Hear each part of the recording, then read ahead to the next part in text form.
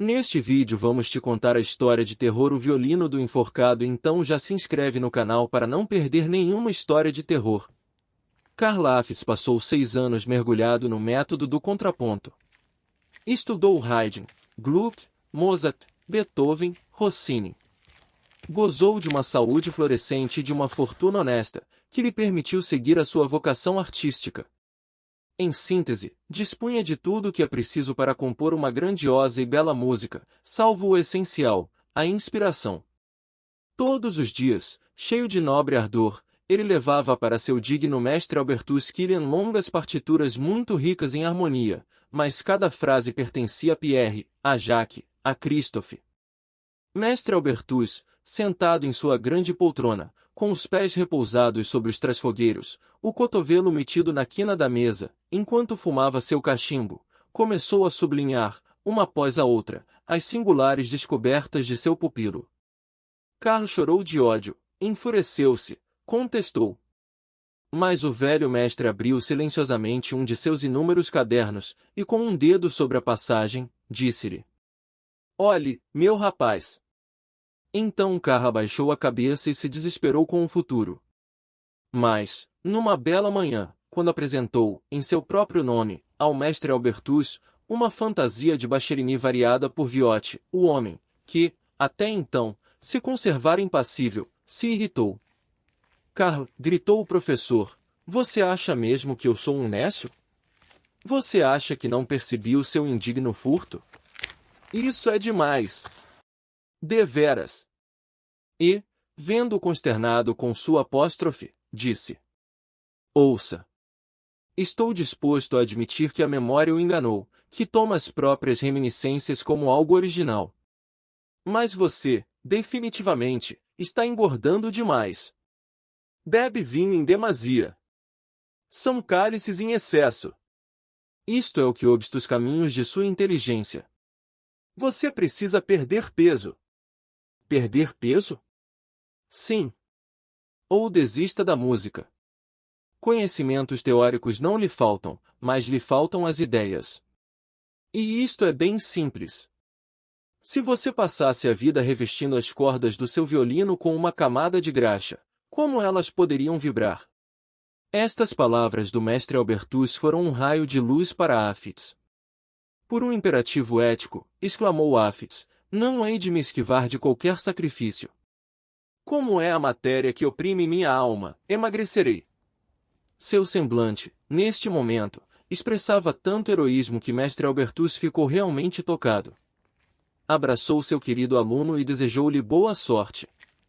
No dia seguinte, Karl Aphtys, com bagagem e bengala à mão, deixou o hotel des Trois Pigeons e a cervejaria do Roi Gambrinus para embarcar numa longa jornada. Seguiu para a Suíça.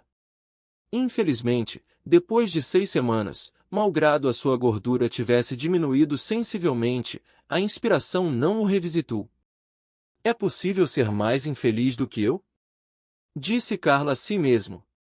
"Nem o jejum, nem a boa comida, nem a água, nem o vinho, nem a cerveja podem conectar a minha mente ao sublime. O que eu fiz para merecer um destino tão triste? Enquanto uma multidão de ignorantes produz obras notáveis, eu, com toda a minha ciência, todo o meu trabalho, toda a minha coragem, nada consigo criar. Ah, o céu não é justo. Não, não é justo." Enquanto assim pensava, seguia ele pela estrada de Bruck a Freiburg. A noite chegava, ele arrastava as solas dos sapatos e sentia-se quase a cair, de tão cansado que estava. Nesse momento, Karl percebeu, sob a luz do luar, um velho casebre escondido por detrás do caminho. Tinha o telhado inclinado, a porta torta, as janelinhas quebradas, a chaminé em ruínas. Altas silvas e urtigas cresciam ao seu redor e a janela no outão, a duras penas, dominava as urzes do planalto, onde o vento soprava violentamente. Através da névoa, Karl viu o galho de um pinheiro flutuando sobre a porta. "Vamos", disse a si mesmo, "o recanto não é bonito. É, até, um pouco assustador. Mas não julgue as coisas pela aparência." E, sem hesitar, bateu à porta com a bengala. "Quem está aí? O que quer?" Uma áspera voz veio de dentro. Abrigo e pão. Ah! Certo, certo. A porta abriu-se abruptamente e Carl viu-se diante de um homem robusto, de cara quadrada, olhos cinzentos e ombros cobertos por um manto furado no cotovelo, com uma machadinha na mão. Atrás dessa personagem brilhava a chama da lareira, iluminando a entrada de um sótão, os degraus de uma escada de madeira, as paredes decrépitas, e sob a luz da chama, havia uma jovem pálida e débil, coberta por um pobre vestido de algodão castanho com bolinhas brancas. A moça olhou para a porta com uma espécie de pavor. Seus negros olhos tinham uma expressão de indefinível tristeza e perplexidade. Carl viu tudo de relance e, instintivamente, agarrou a bengala. Bem, entre, disse o homem. Não faz um bom tempo bom para negar-lhe abrigo. Carl, julgando que seria estranho exibir qualquer receio, caminhou até o centro da sala e se sentou num banquinho em frente à lareira. Dê-me sua bengala e sua bolsa, disse o homem. Pela primeira vez, o pupilo do mestre Albertus estremeceu até a medula. Mas a bolsa foi acomodada, o bastão colocado num canto, e o anfitrião sentou-se, calmamente, perto da lareira, antes que Carl se recuperasse da surpresa. Essa circunstância restaurou-lhe um pouco de calma. Eruirte disse ele sorrindo, eu gostaria de jantar. O que o cavalheiro quer para o jantar? Disse o outro, gravemente. Uma omelete de bacon, uma jarra de vinho, um pouco de queijo. Ora, ora, ora! O cavalheiro tem um excelente apetite. Mas nossas provisões acabaram. Tudo? Sim. Tudo mesmo? Mesmo. O senhor não teria queijo? Não. Nem manteiga? Não tenho. Nem pão. Nem leite? Nada. Mas, grande Deus! Qual é o problema? Tenho batatas assadas nas cinzas da lareira. No mesmo instante, Carl viu, na escuridão, sobre os degraus da escada, todo um regimento de galinhas, brancas, pretas, avermelhadas. Estavam adormecidas, algumas com a cabeça sob as asas, outras com o pescoço sobre os ombros. Havia, contudo, uma galinha comprida, seca, magra, fatigada, que se bicava e se depenava despreocupadamente. Mas, disse Afitz, com a mão estendida, deve haver ovos. Nós os levamos ao mercado de Brook esta manhã. Oh! Então, custe o que custar, coloque uma galinha no espeto. Mal proferira tais palavras, a jovem pálida, de cabelos desgrenhados, correu à frente da escada, gritando. Não toque nas minhas galinhas! Não toque nas minhas galinhas! Oh! Deixe viver essas criaturas do bom Deus! Havia algo de terrível no aspecto dessa jovem infeliz. Então, Afit se apressou em responder. Não, não, não vamos matar as galinhas. Vejamos as batatas. Gosto de batatas. Eu não vou deixá-los mais. Neste momento, minha vocação está claramente emergindo. É aqui que eu fico, 3 meses, 6 meses. Finalmente, terei o tempo necessário para ficar magro como um faquir. Ele disse tudo aquilo com ânimo singular, e o anfitrião gritou para a jovem pálida. Genoveva! Genoveva! Veja! O espírito possui. É como o outro. Lá fora, a intensidade o vento norte redobrou. O fogo rodopiava na lareira e contorcia massas de fumaça acinzentada sobre o teto. As galinhas, no reflexo da chama, pareciam dançar nas tábuas da escada, enquanto a louca cantava, com voz estridente, uma estranha e antiga melodia. O tronco de madeira verde, uivando no meio da chama, acompanhava-a com seus melancólicos suspiros. Afidz entendeu que havia caído no covil do feiticeiro Ekir. Comeu 2 batatas, ergueu a grande jarra vermelha cheia de água e, em prolongados goles, bebeu. Então a calma retomou-lhe a alma. Percebeu que a moça se havia recolhido e que o homem, sozinho, permanecia à frente da lareira. Eruirte, disse ele, eu gostaria de dormir, O anfitrião, acendendo uma lamparina, subiu lentamente a escada carcomida. Sobre a sua cabeça grisalha, ergueu um alçapão pesado e conduziu Carla ao sótão, debaixo do colmo. Eis aqui a sua cama, disse ele, pousando a lamparina no chão.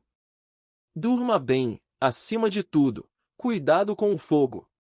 Depois, desceu as escadas, e Afis ficou sozinho, com as costas dobradas, diante de um amplo colchão, sobre o qual havia um grande travesseiro de penas. Ele dormitava há alguns segundos, e se perguntava se seria prudente realmente dormir, já que a cara do velho homem lhe parecerá assaz sinistra, sobremodo quando rememorava aqueles olhos cinza claros, aquela boca azulada, rodeada de grandes rugas, aquela testa larga e ossuda, aquela pele amarelada. De repente, Carla se lembrou de que, em Golgember, houvera 3 homens enforcados, e de que um deles parecia singularmente com seu anfitrião. Que o enforcado, também, tinha olhos fundos, jaqueta com cotovelos perfurados e o dedão do pé esquerdo saindo de um sapato rachado pela chuva. Lembrou-se, ademais, de que aquele miserável, chamado Melchior, fora músico no passado e de que havia sido enforcado por ter derruído, com um jarro, o estalajadeiro da Molton Deor, que dele exigirá, conforme o costume, uma moeda adicional. Certa feita, a música de tão pobre diabo o comovera imensamente. Ela era maravilhosa. A pupila do mestre Albertus indicava um quê de inveja ao pobre boêmio. Mas, neste momento, vendo a face da forca, os trapos do infeliz, agitados pelo vento noturno, e os corvos voando ao redor, em gritos estridentes, Carla sentiu-se estremecer. E o seu medo cumulou de intensidade quando, nos confins do sótão, encostado à parede, vislumbrou um violino, coberto por 2 palmas murchas. Quando cogitou em fugir, chegou-lhe aos ouvidos a voz áspera do anfitrião. Apague a luz! Deite-se! Eu lhe disse que tomasse cuidado com o fogo. Essas palavras encheram Carla de um terror glacial. Então, deitou-se e apagou a luz. Depois, tudo ficou em silêncio. Apesar de resoluto a não fechar os olhos, enquanto ouvisse o gemido do vento, os pássaros da noite, chamando uns aos outros, na penumbra, os ratos trotando nas tábuas carcomidas do assoalho, Afits, por volta de 1h da manhã, dormia profundamente. Foi quando um soluço amargo, comovente e doloroso, fê-lo despertar, num sobressalto. Um suor frio inundou-lhe a face. Olhou para cima. Viu, no canto do telhado, um homem agachado. Era Melchior, o enforcado. Seu cabelo escuro escorria sobre os ombros. Exibia, nus, o peito e o pescoço. E era tão ressequido que se assemelhava ao esqueleto de um imenso gafanhoto. Um belo feixe de luar, esgueirando-se pela pequena clarabóia, iluminava-o, suavemente, com um azulado esplendor, e, ao redor do enforcado, pendiam longas teias de aranha. Mudo, Afits, com olhos arregalados e a boca escancarada, observava aquele ser bizarro. Fazia-o como quem contempla a morte erguida, pode detrás das cortinas de cama, quando a hora fatídica se aproxima. De repente, o esqueleto estendeu sua longa e ressequida mão e agarrou o violino da parede. Encostou o instrumento ao ombro e, depois de um instante de silêncio, começou a tocar. Havia, naquela música, notas fúnebres, como o ruído da terra caindo sobre o caixão de um ente querido. Algo havia, no som, de solene, como os ribombar das cachoeiras, arrastado pelos ecos montanheses. E havia sonoridades majestosas, como as rajadas imensas do vento do outono, de entremeio as de florestas repletas de melodias. E era, às vezes, triste. Triste como um desespero incurável, como um bando de alegres pintacilgos esvoaçando sobre os arbustos floridos. Estes graciosos trinados rodopiavam com um inefável estremecimento de descuido e felicidade, mas apenas para, de repente, lançarem-se em adejos terríveis, assustados pela melodia. E o faziam cheio de loucura, de emoção, de desespero. Amor, alegria, desespero. Tudo cantava. Tudo clamava. Tudo fluía desordenadamente sob aquele arco vibrante. E Carla, apesar de seu inexprimível terror, estendeu os braços e gritou: Ó grande, grande, grande artista! Ó gênio sublime! Ó, como me apiedo do seu triste destino! Padecer enforcado por haver matado um rude estalajadeiro, que não sabia, sequer, uma nota musical. Vagando na floresta ao luar, sem corpo algum, mas dotado de um talento tão impressionante. Ó, Deus! Mas, quando assim exclamava, a voz áspera do anfitrião o interrompeu. Ei! Aí em cima! Vai, finalmente, calar a boca? Você está doente ou a casa está em chamas? E passos pesados rangeram a escada de madeira. Uma luz profunda iluminou as frestas da porta, que se abriu com um empurrão de ombro, revelando o dono da casa. Ó, Eruirte! Gritou o Áfides. Eruirte, o que acontece? Primeiro, a música celestial me desperta e me encanta nas esferas invisíveis. Depois, tudo se desvanece como num sonho. O rosto do anfitrião, imediatamente, conformou-se numa expressão meditativa. Sim, sim. Sussurrou, como se sonhasse. Eu deveria ter sabido. Melchior voltou a perturbar o nosso sono. Ele sempre volta. Agora, perdemos nós o sono. Não mais pense em dormir. Vamos, camarada, levante-se. Venha fumar um cachimbo comigo. Aquele convite era desnecessário. Carla ansiava por sair dali. Quando desceu, e vendo que a noite ainda era profunda, ficou, com a cabeça nas mãos e os cotovelos sobre os joelhos, por muito, muito tempo, imerso num abismo de dolorosas meditações. O anfitrião acabará de reacender o fogo e de retomar o seu lugar na cadeira, posta no canto da lareira. Fumava em silêncio. Finalmente, o dia cinzento apareceu. Carla olhou pelas janelinhas monótonas. O galo cantou e as galinhas pularam de degrau em degrau. Quanto eu te devo? Perguntou, levando a mochila aos ombros e tomando na mão a bengala.